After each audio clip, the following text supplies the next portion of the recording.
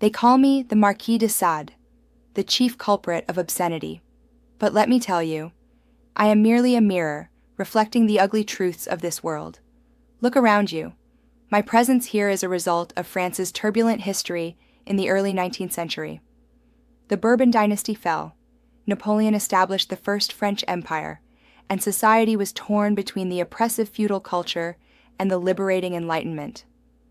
My work, bold, explicit, and focused on humanity's dark side, was adored by the masses, who had long suppressed their desires and even secretly passed among the aristocracy. This enraged the conservative church and eventually Napoleon himself. After hearing descriptions of the obscene content, he violently threw my book aside and ordered the confiscation of all copies, publicly declaring me a criminal. They sent me here, to this asylum, arguing that executing a man whose thoughts were already too bloody and obscene would only destabilize the public. Instead, they devised a subtle torture. They sent Dr. Royer Collard, a psychiatrist, to treat me. Royer Collard is not the high-minded, kindly man of rumor. He is cruel, using the instruments of criminals against the mentally ill. My direct opposite, the asylum director, is the young, devout Christian, Abbé Coulmier.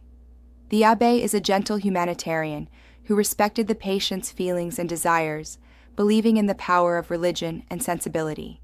He provided me with the best room, the highest treatment, and even a small dedicated theater where I could be the playwright and director. He encouraged me to write down the bad thoughts, spinning in my head rather than acting upon them. Yet, when I secretly published my latest novel, Infuriating Napoleon, the abbé came to me, heartbroken. He warned that if I did not submit, the entire asylum would be shut down, and all the patients, including me, would be homeless. I listened, but I could not feel shame. I demanded to know what he thought of my writing. He was ruthless in his critique. He called my novel weak in literary skill and character creation, repetitive in its depictions of the human body, and, worst of all, pathologically fixated on human nature's darkest side, entirely ignoring its brilliance and light. I countered that a novel is not a moral declaration, and a writer is not a priest. I have no duty to promote love and goodness. Still, to protect my sole refuge, I agreed to be more restrained. Royer Collard, however, felt victory was within grasp. He rushed to the convent and brought home his wife, Simone, a girl barely 16, young enough to be his granddaughter. He had locked her up, installing extra door locks and iron bars solely to possess her as his pet. The nuns, poor orphans who had never known a husband, envied her. This tale of his monstrous behavior spread to me. I had my revenge. At the Abbé's cultural event, attended by Royer Collard and Simone, I replaced the program with my own play, dedicated pointedly to Dr. Royer Collard and his wife. The play graphically and realistically depicted his confinement and sexual abuse of his young wife. The madmen roared with laughter. Even Simone watched raptly. Royer Collard was livid, his face pale, feeling stripped naked in public. He threatened the abbé to shut down the theater and enforce stricter control over me. The abbé, already furious because I had secretly changed the program, came to me. I argued I had kept my word. I hadn't published another book. He knew I was playing a word game. He confiscated every quill and inkwell, completely forbidding me from creating further. This struck my major artery. Writing is the entire meaning of my life. I would rather die than stop committing my thoughts to ink. Desperate, I offered a vulgar suggestion.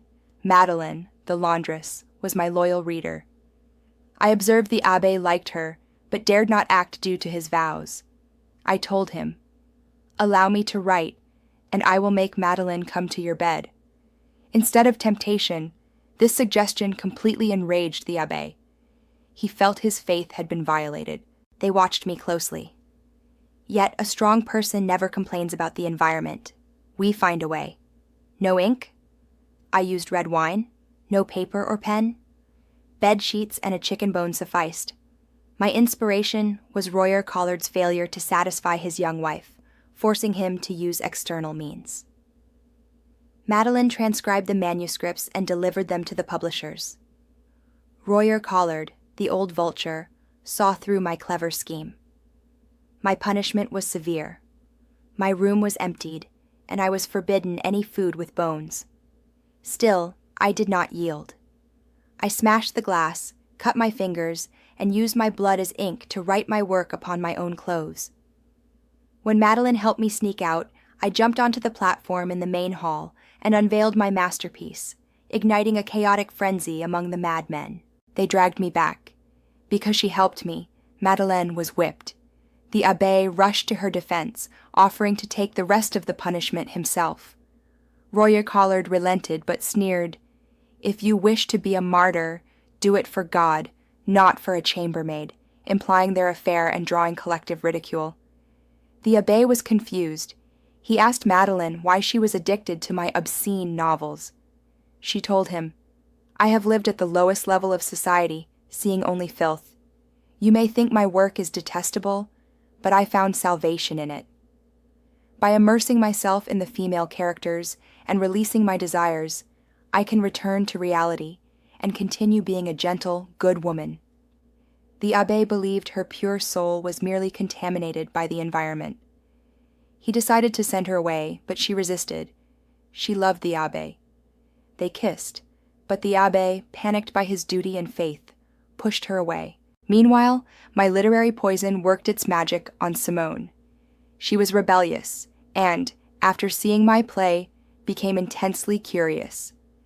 She bought my book, disguised with a history book cover, and repeatedly indulged in the sea of lust under Royer Collard's nose. Unlike Madeleine, she was not satisfied with mere mental release. She ran away with the handsome, young architect Royer Collard had hired. She left behind a farewell note and my little yellow book. Royer Collard was humiliated and blamed me entirely. He tortured me relentlessly and threw me into solitary confinement. Madeleine found me there, naked and with an empty room, and begged for one final story. She was leaving soon. I realized how to preserve the story, through the oral transmission of the inmates, who would pass the plot along until Madeleine could write it down. I began the transmission. My new work was not limited to physical pleasure. It included sadism and murder. As I narrated, thunder boomed outside, like the wrath of heaven. I have never believed in God. I believe a tyrant who crucifies his own son is more anti-human than my novels. I simply mocked the thunder with a smile, but I forgot one crucial detail: the unstable minds of the patients. The violence in my story ignited their darkness. A patient set a fire, causing chaos. Another patient, who had long desired Madeleine, took advantage of the confusion and brutally assaulted her. I screamed her name. Royer Collard, already downstairs, found the room first. He listened to her piercing screams and merely smiled, choosing to stand by and watch. When the abbé finally arrived, it was too late. To protect her purity, Madeleine used scissors to end her own life. The attacker then threw her body into the large dying vat in the laundry room. The abbé, shattered, abandoned his humanism. Royer Collard, seeing his pain, manipulated him. He claimed Madeleine's demise mirrored the women in my stories. Therefore, I must have orchestrated this to satisfy my pathological desires. Royer Collard successfully used the abbé as a weapon to destroy me. The abbé locked me in the dark dungeon and demanded I apologize to the dead Madeleine. I refused. I didn't kill her. I only wanted to possess her, and I had already possessed her several times. The abbé, desperately clinging to moral victory, replied, "We performed an autopsy on Madeleine. She died a virgin." I collapsed and wept. I had always argued my work only reflected the world's malice, but Madeleine's chaste death was the highest demonstration of self-sacrifice for the man she loved. I felt shame for my arrogance. When calm, I trembled and asked one final thing. Bury her in the church cemetery. I would cover all the costs. The abbé saw a flicker of humanity and urged me to confess to God. I responded by spitting in his face. Faced with this stubborn refusal to submit, the abbé commanded the final, brutal act. They ripped out my tongue. They took my voice, hoping I could no longer corrupt minds. In the absolute darkness, however, my mind raced. I used my own excrement as ink and covered the dungeon walls with my ceaseless words. As I lay dying, the abbé came to perform the last rites. He placed the crucifix near my mouth, and I bit down hard, swallowing it whole. Even at the very end, I refused salvation and mocked his faith. I died. My soul was devoured by darkness. A year later, Royer Collard controlled the asylum.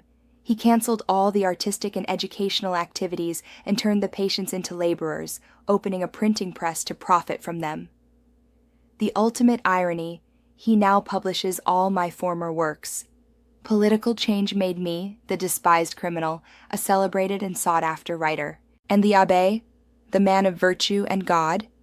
He became the most dangerous, violent, and incurable patient confined to my old room. He too is desperate to express the madness and absurdity he lived through. Royer Collard tries to silence him, but Madeleine's mother secretly delivered him paper and ink. Now, the former priest is grasping the quill, ready to write the true story. Before revealing the plot, he writes a warning. I must caution all of you. The book's plot is full of bloodshed. The characters are terribly depraved. Its theme is abhorrent. Yet, at the same time, it helps us recognize morality, because only by understanding our evil desires can we fully comprehend the nature of man. If you dare to challenge yourself, then continue reading. The abbé and I, we were two sides of the human coin, both driven to madness by either extreme self-indulgence or extreme repression. True creation requires the courage to face both the light and the darkness of humanity,